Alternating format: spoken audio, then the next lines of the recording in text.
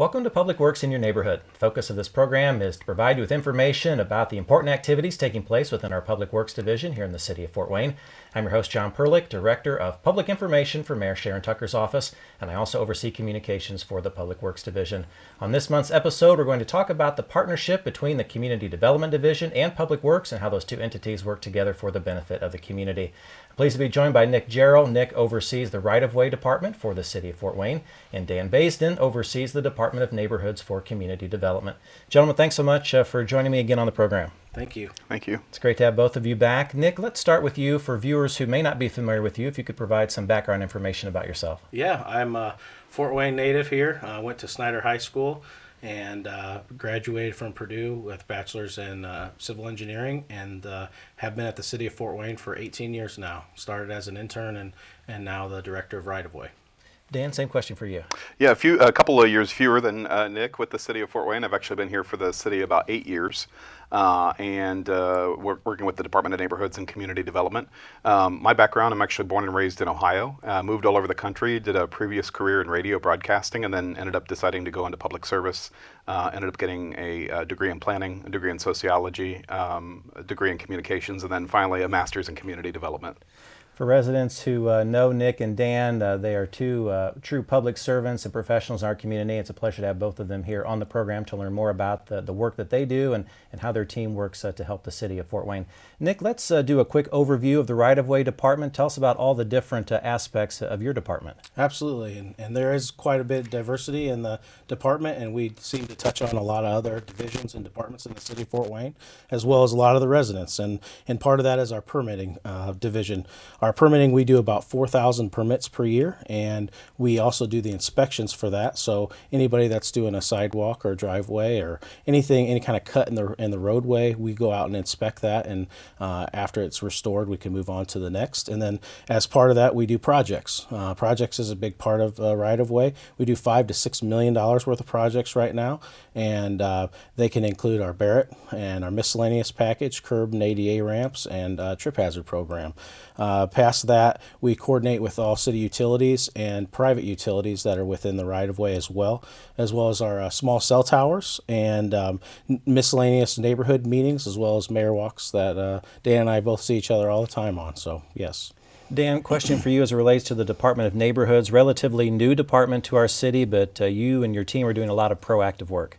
Well, thank you. That's the Mayor Tucker, one of her top priorities was to help establish the Department of Neighborhoods in summer of 2024. So we're about a year old officially as a department, but our background is more about the grassroots level type of activism and supporting neighborhood projects and community development. So that comes from writing neighborhood plans and discussing how we can invest in quality of life improvements across the community, as well as focusing on leadership development. We have a lot of leadership development programs. We also provide a neighborhood grant program that supports neighborhood associations in getting projects done, $5,000 at a time. So kind of run the gambit of anything neighborhood related. Sometimes it comes to scheduling neighborhood walks with Mayor Tucker, going out with council members, to just getting projects done in neighborhoods at a very street by street level. The Public Works Division has overseen $41.4 million in projects this year, ranging from major projects for concrete and asphalt resurfacing to curbs and sidewalks and alleys. Nick, your area plays an important role in that. You touched on some of those areas, but I wanted to go into a little more detail on the Barrett Law cost share to improve sidewalks not to exceed $650,000 this year, the right-of-way miscellaneous package not to exceed $1.5 million, concrete curb package not to exceed $500,000, the trip hazard work, ADA curb ramps, guardrails, tree removal. Touch on some highlights there and what residents may already be seeing this year and what we can expect for the rest of the construction season. Absolutely. And I think the best way to explain that too is to split up the types of projects that are done.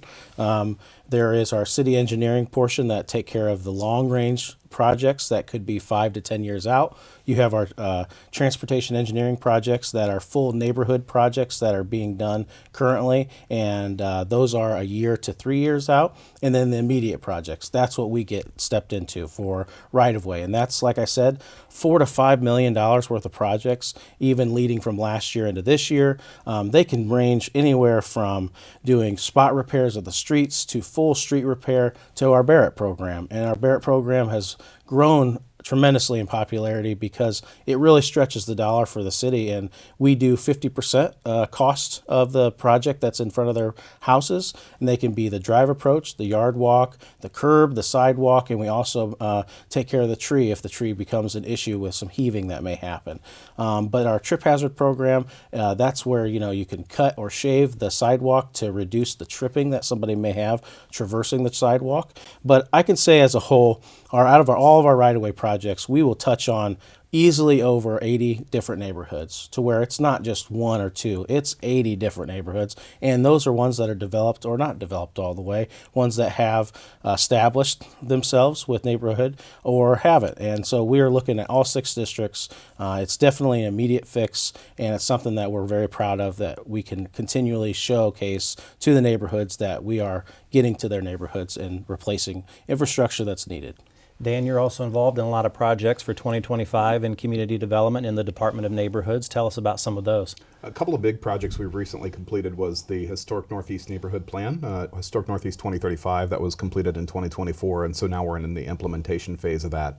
And then also we recently adopted the Packard 2030 Plan, which is the 18 neighborhoods in the Packard Area Planning Alliance. And then just in 2025, in the month of June, we completed the East Central Forward Neighborhood Plan. This is the first time East Central's had a neighborhood plan in 20 years. And so it's exciting to see so many community members involved and engaged in figuring out the future of what they'd like to see East Central as a neighborhood be and become. And then also Northwest 2035, which is our most recently adopted plan. And that's the Northwest neighborhoods around Bloomingdale, Nebraska, Lincoln Park, 5 Points, North Highlands, and Hamilton neighborhoods. And so, for our team, we do a lot of projects out of the plan.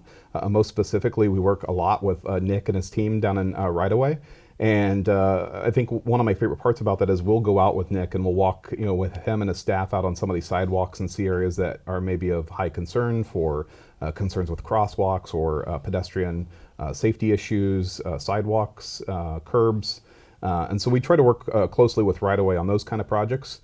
We also do a lot of projects around community safety. And so the idea behind that is how can we build things into the environment that help improve the safety and security of residents in the neighborhood. So it could be things like lighting.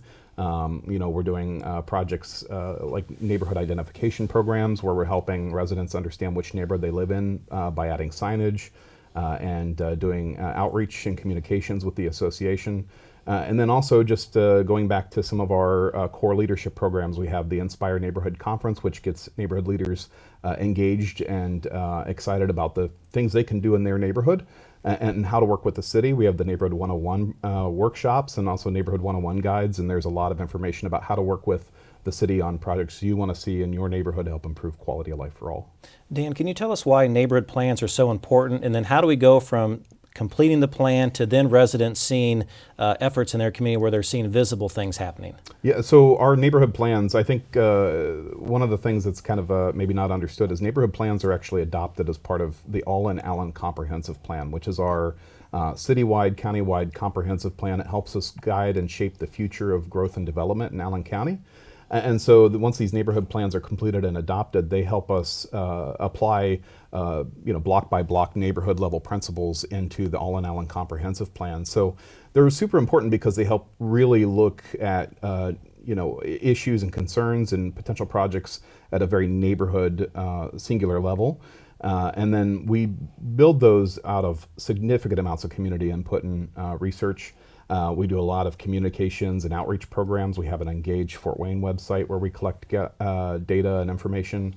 We do one-on-one stakeholder interviews. We do community events where we get feedback of surveys and block parties. And so we take all that information, we really combine it and try to understand what the priorities and needs are for the neighborhood. And then we work with city departments, whether it be public works or parks and recreation and community development. And public safety on how we can find ways to improve the neighborhood using the neighborhood plan. Dan referenced Engage Fort Wayne. Engage.cityoffortwayne.org is a great resource for the community to utilize. And Nick, I know technology is an important part of what Public Works does each day. Tell us about how your department integrates with the Engage site and how that partners well with Dan and his team. Yeah, I think for the most part, most neighbors look out their front door and just want to know what's going on. And this helps give them a direct contact with who the project manager is for that job. And it gives them a more one-on-one feel of, I know who I need to contact. And, some other residents, when they're driving from their house or to work, they want to see what's going on. They can directly look that up and get in direct contact with us. And we always are able to respond because it comes directly to us. Dan, you were the driver of the Engage initiative. Tell us how that came about, where you learned some of those best practices, and how are things going here locally? So the Engage site, after we launched in February of 2024, the site has really taken off significantly, and it's been super exciting to see. The site initially launched based off of best practice research we did in Pittsburgh, which won the International Association of Public Participation Award for the best engagement and communications tool in the entire country, actually in all of North America. And so we wanted to really utilize who was doing it best out there and figure out a way to apply it here in Fort Wayne. And so we launched engage.cityofortwayne.org really for two purposes. One is to help the city work with residents on improving engagement techniques at the neighborhood level. So whether it be, making improvements to a park or writing a neighborhood plan, or maybe working on a certain section of sidewalk and wanting to get community feedback and input on that, we can do so with a digital survey tool, which is really easy. We're not requiring people to go to a public meeting somewhere. They can provide the input right there online at their own convenience. The other piece of that is just the ease of accessibility on getting information out to the public about projects in their neighborhood. I actually have one employee who was driving home from work one day and didn't realize that the bridge near their house was closed for construction. And so ended up driving all the way around the detour, got home, checked out engage.cityofortwayne.org and wrote in the bridge name, and up popped the project with the road closure date, how long it was going to take, when it was expected to be open, who the project manager was, and they were able to easily navigate that project.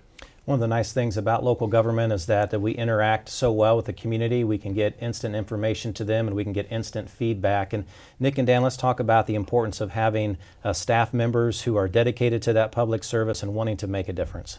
Yeah, we whether it's a neighborhood walk, a neighborhood meeting, a partnership meeting, a mayor's walk, all those things are in connection with the community. And I think locally, people just want to know. I think we stated before, want to have that guy. They got to have a contact with a guy or a gal that needs to be a person that they can get direction from. And it can be as simple as somebody asking why that construction is closed or how long it can be. Or it could be, hey, I've been living with my grandparents for this long, and I've been curious about what the procedure could be for fixing this sidewalk that's down. And I think it adds a personal note when we are able to go out and touch base with these people one-on-one, because we're residents here at the city too. And so it's nice to just know that there isn't such a big gap between the people that work for the government and the people that live on the street that they're talking about.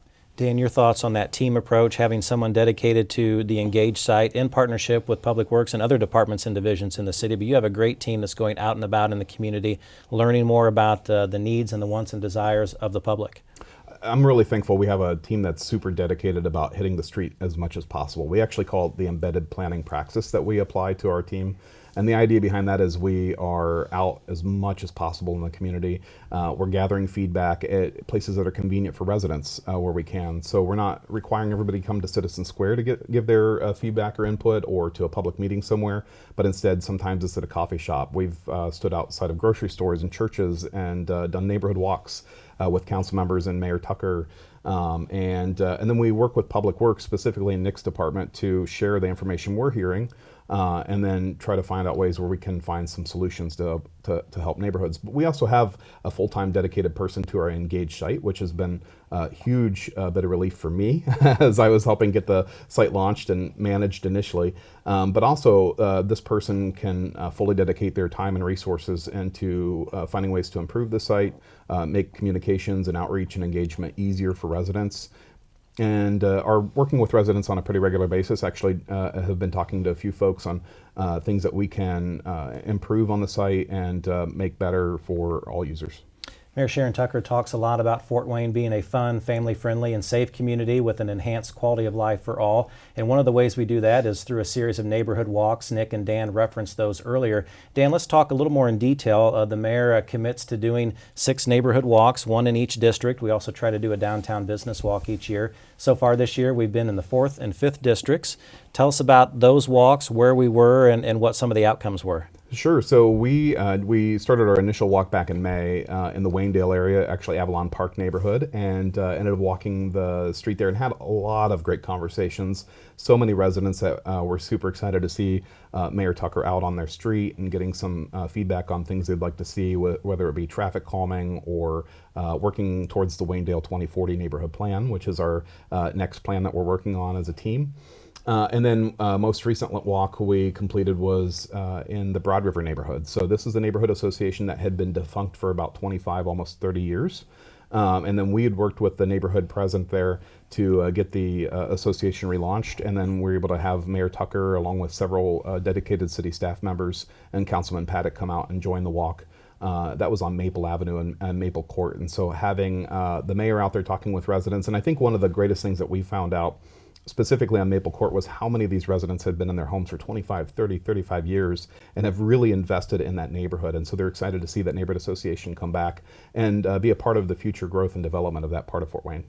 Nick, explain for us why you like to be part of those walks and what you can take away from those to make your department and our city better. Absolutely. Well, not everything gets included on a big neighborhood project as a whole, and we all know there's only a certain amount of resources that we can get to with the funding sources that we have. And so being able to engage with people is like the number one a fact that I get back on how we go about doing our projects. And working directly with Dan in that Broad River, and for instance, we've done almost half that neighborhood because of what the needs have been. We're working on the second half now, but we will continue to do that just because of the needs that are out there. And not every neighborhood's needs is the same. And I think that's the most important thing that we get taken away on this is what exactly the people that live there are needing from the city of Fort Wayne for us to improve. And I think any improvement that we've made over the years in any neighborhood in front of anybody's houses have started that snowball effect of working on their houses and making the neighborhood better and better to where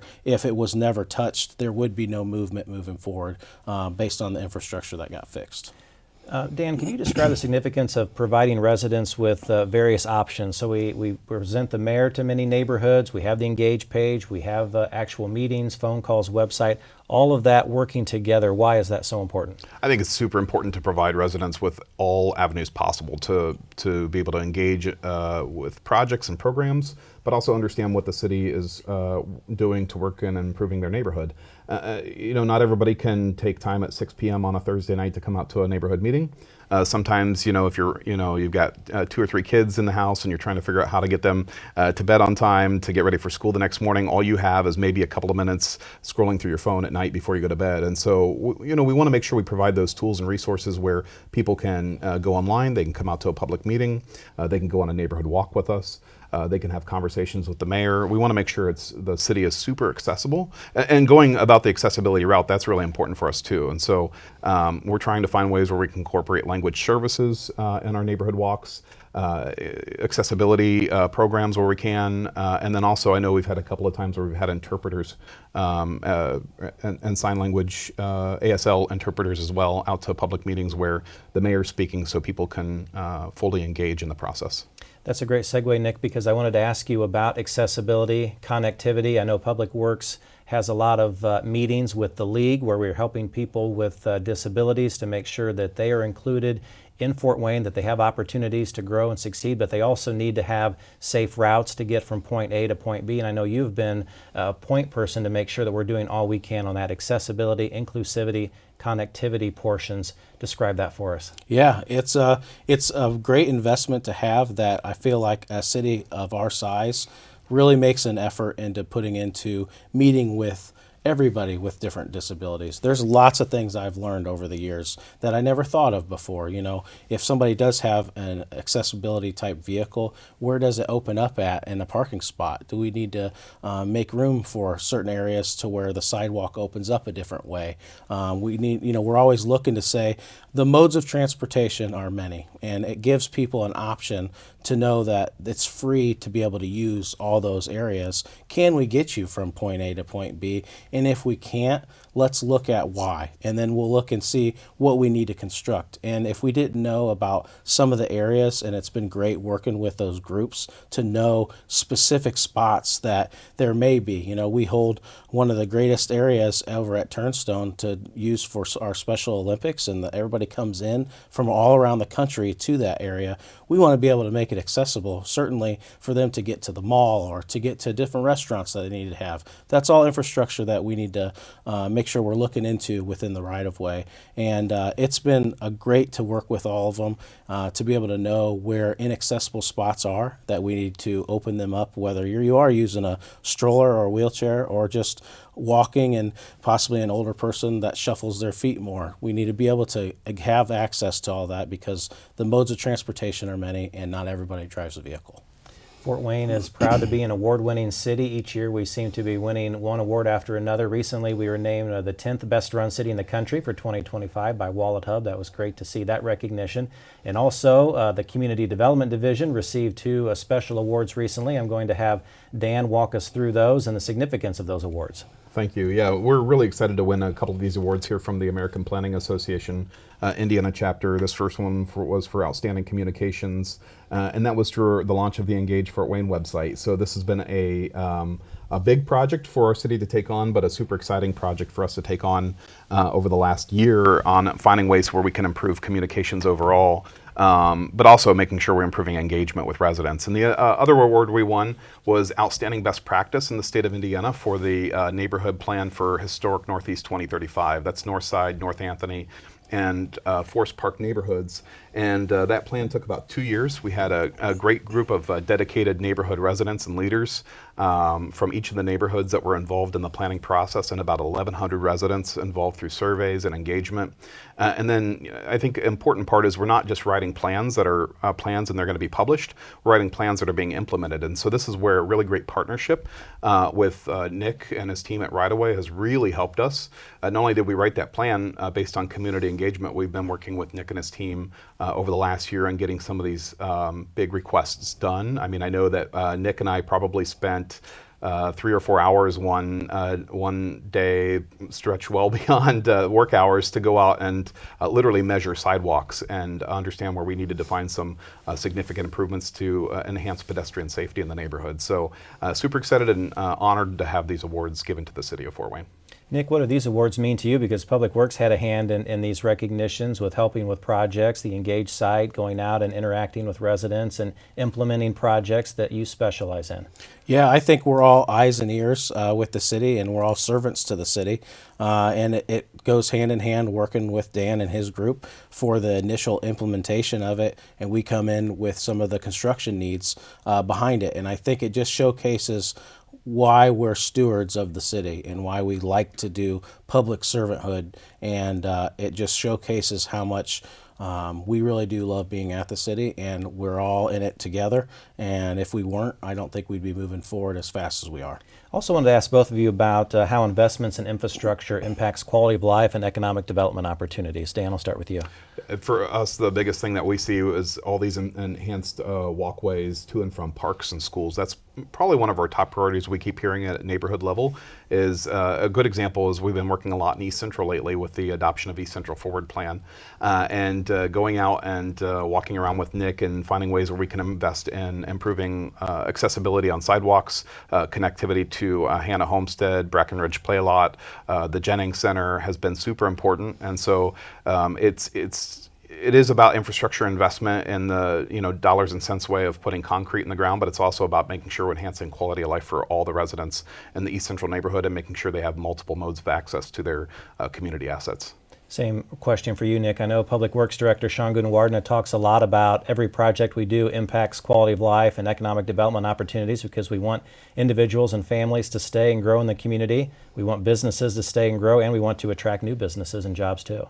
Yeah, and I think it happens as a domino effect. I think any infrastructure that gets replaced in front of businesses, residents, either one, it showcases, well, I think we're going to work on maybe changing the siding out or putting new windows in or or maybe now that I know the sidewalks are fixed in front, we'll be able to get a stroller that we've been wanting to get to be able to walk to the next store or go see our neighbors. I think, in this digital world that we live in, the communication personally has changed a little bit, but we don't want that to be impactful because the infrastructure isn't right. So I think that all goes hand in hand, whether it's economic development or infrastructure impacts as a whole. Wanted to ask you too about the right-of-way and how the landscaping area, how that operates. Let's talk about the role that right-of-way is going to play in the renovation and sort of a newer type project at 335 Murray Street. Yeah, so our landscape division has been around now for about 6 or 7 years, and we have grown tremendously in that because we are impacting the neighborhoods and main streets with all the plantings that are there for roundabouts and medians. And so we're getting into the program now of introducing ourselves into a new building and incorporating ourselves with bridge and levees and our transportation test lab that we have, sharing equipment and basically making ourselves more efficient. We are able to do much more with less, and we're using technology to benefit us. So that building that's getting renovated over there in 335 Murray helps incorporate us into the areas that if there's a slower time for another department, we can integrate ourselves or they could do the same for us. And I think the future look for landscape will also incorporate an educational piece. We are very similar to parks when it comes to plants, and we want to showcase what native species plants that we've had picked out last in the right-of-way because of a heat island effect or the brine mixture that gets sprayed on them during the winter time, and what plants survive, which plants don't. It's got to be a very tolerable plant for all the traffic that's around it, the trash, like I said, the salt that could hit it, and the heat that hits it. And Ben over there at Right Away Landscape, he's been tremendous also for making this area grow, and we are looking forward to what the future will bring. We've had a couple magazines hit us up for the things that we're doing in our neighborhoods, and I think, again, it just showcases the impacts that we all have because we have both feet in at the city of Fort Wayne. We're hopeful that the 335 Murray Street project will be completed sometime in 2026. Nick, I also wanted to ask you feedback from the public about some of those landscaping projects that we've done. One of my favorites is the stretch there along Maysville Road. Just adds so much more than just, traveling about. You get to enjoy some of that scenery and the important care that you're taking of the landscaping. Yeah, there's 20 to 30 different species of plants that are through there. It showcases what can be grown from springtime to summer to late summer and into fall to always have color out there. And we're looking at color as well as smells, and we want to bring that aesthetic form to the city as you're traveling from the east side of town into town as a main corridor to say, welcome to the city of Fort Wayne. This is what we're going to bring. Dan, about 30 seconds left. How does that landscaping and those nice amenities play into what the Department of Neighborhoods does? I think it provides a neighborhood where people love to call home. And so making sure that they can walk out to a park or a school or go shopping or, just feel like their neighborhood's well taken care of. That's super important for us, and that's why the work that Nick's team does is so important. Gentlemen, thanks so much for being on the program this month. Again, appreciate the work that you do, and best wishes to both of you moving forward. Thank you. Thank you. Thank you for watching Public Works in your neighborhood. We'll look forward to seeing you again next time, and be sure to visit engage.cityofortwayne.org.